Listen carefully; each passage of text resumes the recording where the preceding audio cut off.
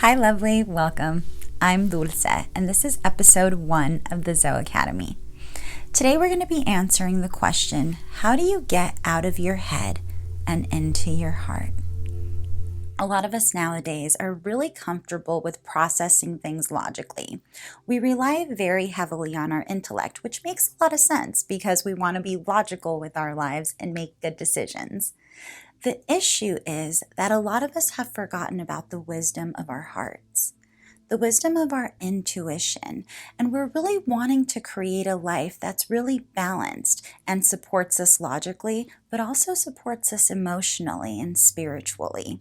So today we're going to be talking about how to make that 2-foot drop from your head into your heart. So the first thing you want to do is you really want to commit to creating a safe and sacred space around you. This means you want to suspend the judgment that you have on yourself and really step into a place where you feel your decisions. A popular quote by Mother Teresa is, "If you judge people, you have no time to love them."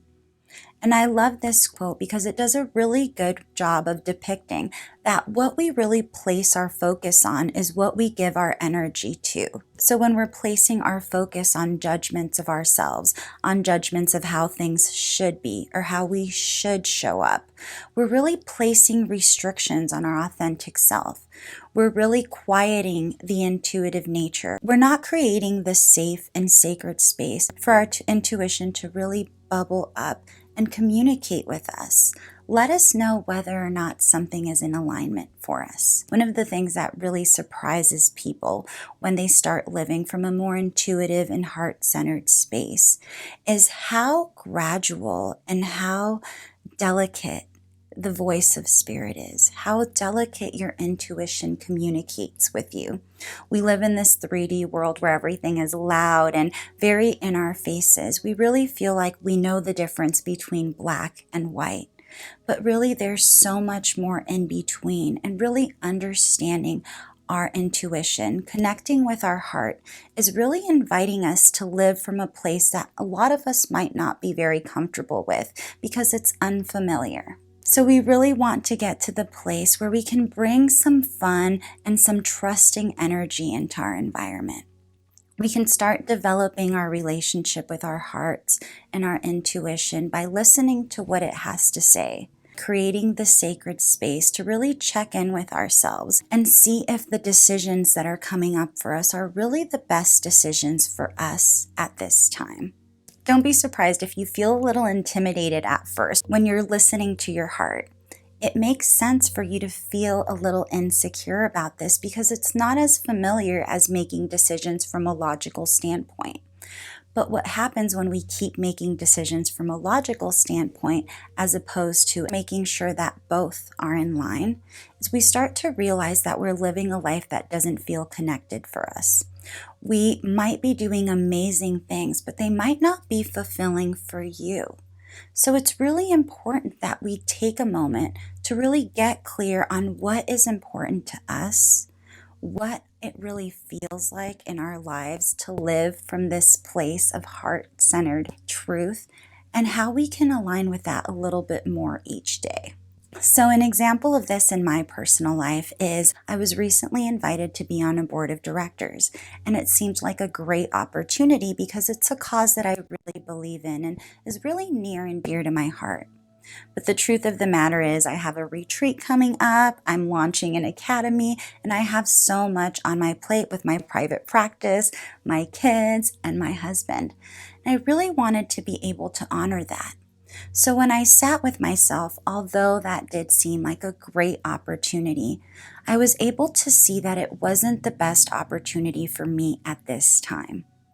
And although my logical mind kept telling me that by not giving my time I was being selfish, or that if I really believed in this cause I would make time for it, my heart knew that I only have so much time in my day, and I only have so much capacity to give, really from a place of integrity and alignment.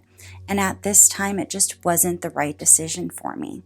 So I chose to go with that truth and trust that because I said no, they would create space for somebody who was better suited to step into that position, and it would create a win-win-win situation. We have to realize that every time we're saying yes to something, we're saying no to something else. So we want to be very clear on what is truly fulfilling for us. The way things feel is important. So often we hear people pushing through things. I remember when I used to go to the gym regularly, one of the things we would say is, we don't stop when we're tired, we stop when we're done. Yeah. And I can see why that's motivating and exciting, but it's also a really good way to burn out and really not be able to show up to any of the things that you've committed to and be your best. So what do? How can you really step into your heart a little bit more and make that 2-foot drop from understanding things logically to also making sure that they align energetically, spiritually, and emotionally? So my tool is, you want to honor the power of pause. Anytime you're invited to something or asked to make a decision, take 24 hours to do it. I know a lot of us take a lot of pride in making quick decisions, but a lot of times that doesn't give us the space we need to really evaluate everything that's on our plate. Evaluate what this decision would really mean for you in your life and what other things you would be saying no to by saying yes to this.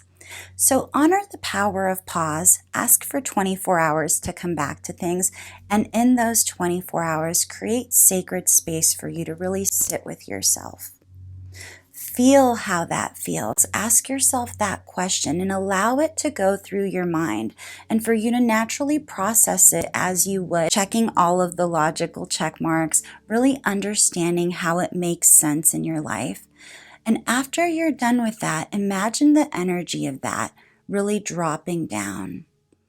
Visualize it moving into your chest area, to your heart area, and really expanding from there. Feel that question and really align with what it would feel like. What does that really come up for you? Does that feel like a yes, or does it feel like a no when you really feel into that experience? What we're doing with this is we're really training ourselves to not only process things from a logical standpoint, but also value the emotional resonance of not only our intuition, but of our emotional body, to really feel how that feels in our life, so that we can really set ourselves up for success by making decisions that truly feel in alignment. Living from a heart-centered space requires you to be committed to listening to your heart, to creating that sacred space and not stuffing down the feelings that feel like a no and still saying yes, or not stuffing down the feelings that feel like a yes and saying no. It means standing up for what you truly feel, for aligning with the wisdom of your spirit, and trusting that it'll lead you to a place that makes you feel connected, empowered, and fulfilled. I hope this video served you guys. Make sure that you like it if you liked it, subscribe for more videos like this, and stay tuned for next week when I'll be sharing a guided meditation that'll support you in dropping from your head into your heart. Thanks again for watching, and I look forward to connecting with you guys again soon.